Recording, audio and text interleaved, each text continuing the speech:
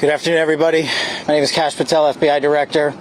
We're here to brief you on the tragic events that happened today at approximately 2:15 local time in Washington, D.C., where two of our brave members of the National Guard and the Department of War were brazenly attacked in a horrendous act of violence. They were shot. They're in critical condition.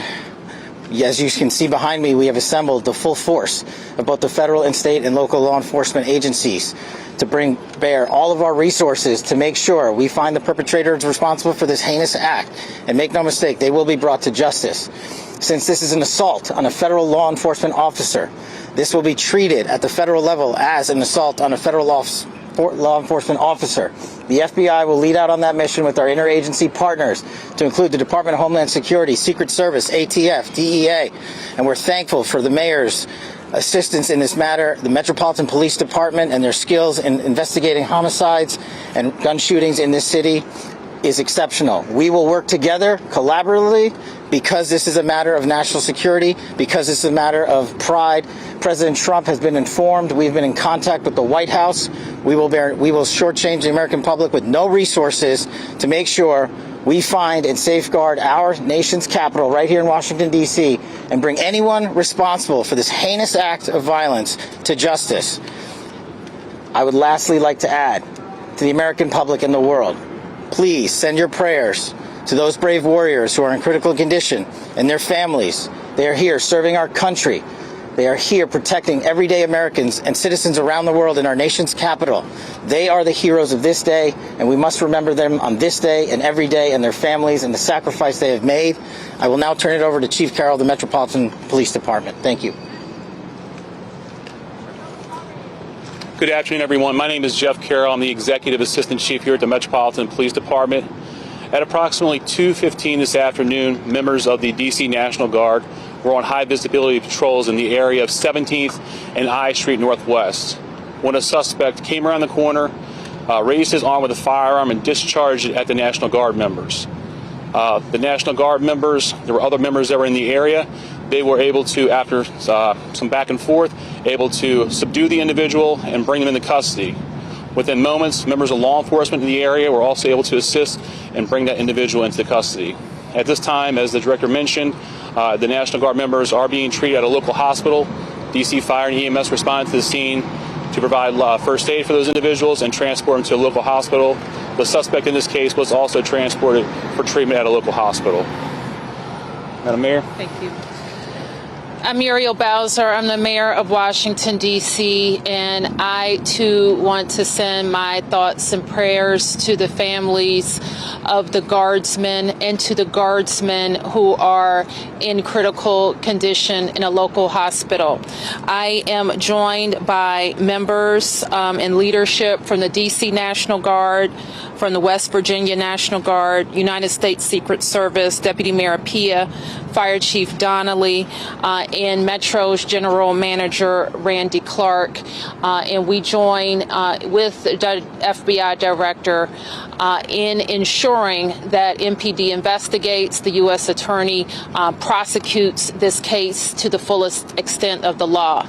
I've had the opportunity to brief U.S. Attorney General Pam Bondi, who was speaking to the president when I called, as well as the United States Attorney Pirro, who assured me that this case will have her office's complete attention. Mayor, was there any other suspect? Chief? Sure. So no, at this time, there was no indication that there was any other suspect. The one suspect that was involved in this incident, they were shot during the interaction, and they were transported to the hospital for treatment. Mayor, does this validate the need for the National Guard here in D.C.? What we know, Andrea, is that this is a targeted shooting. One individual who appeared to target these guardsmen, that individual has been taken into custody. Mayor, can you tell us any more details on the condition of the two National Guardsmen and Chief. whether or not anyone else was injured? And a quick question follow-up for the FBI Director. You said that we'll make sure we find the perpetrators for this act. So just to clarify, the person believed to be responsible is in custody and there are no other suspects? Sure, so I can start out. Again, Chief Carroll from MPD. So both of the individuals, the guard members, they are in critical condition at a local hospital at this time being treated.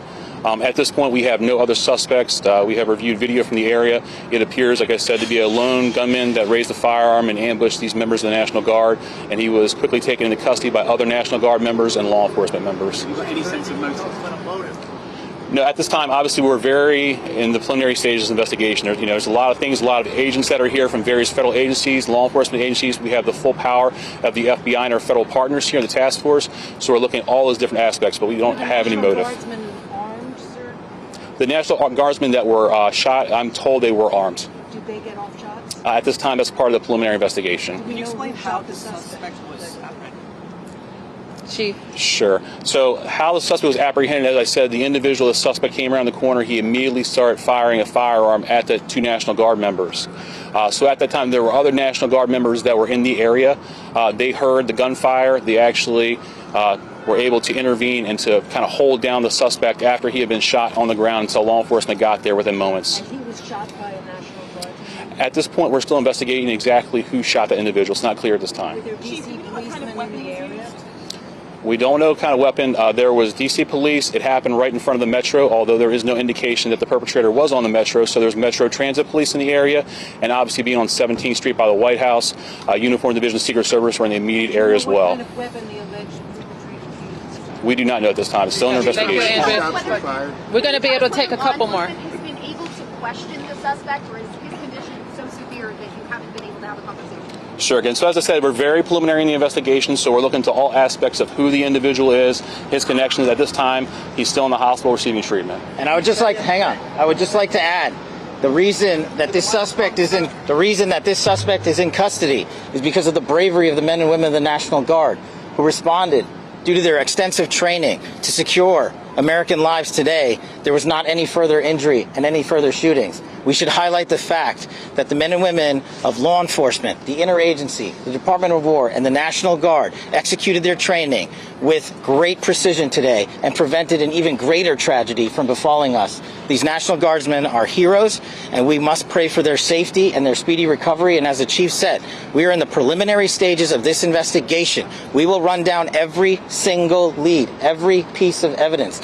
This is the power of the U.S. government at its best at the state, local, and federal level. That is why this interagency group is standing behind us to assure America and the world that we will continue to keep D.C. safe. And thankfully, we have Metropolitan Police Department, the National Guardsmen, and federal agents, and the Department of Justice and Attorney General willing to prosecute the mission to keep Americans safe.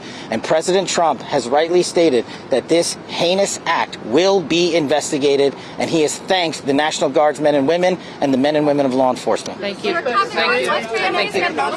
Did the suspect say anything at the time? Why did the West Virginia governor say that they've been killed? Chief, was anyone else shot besides the two? Have the families been notified?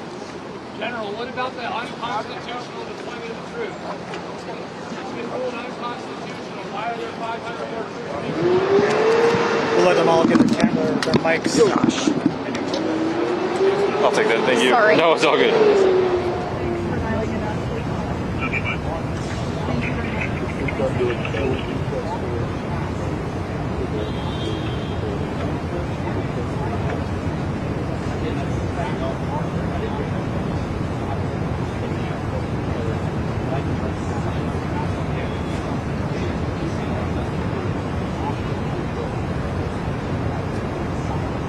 Hi, I can hear you.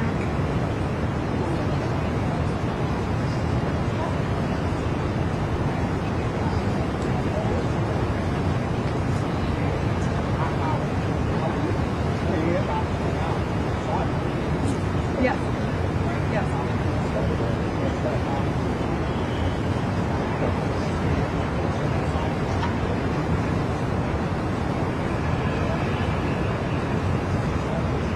I can hear you.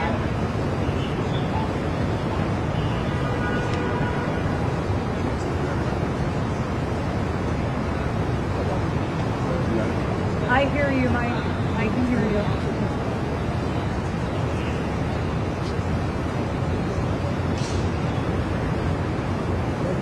Yep.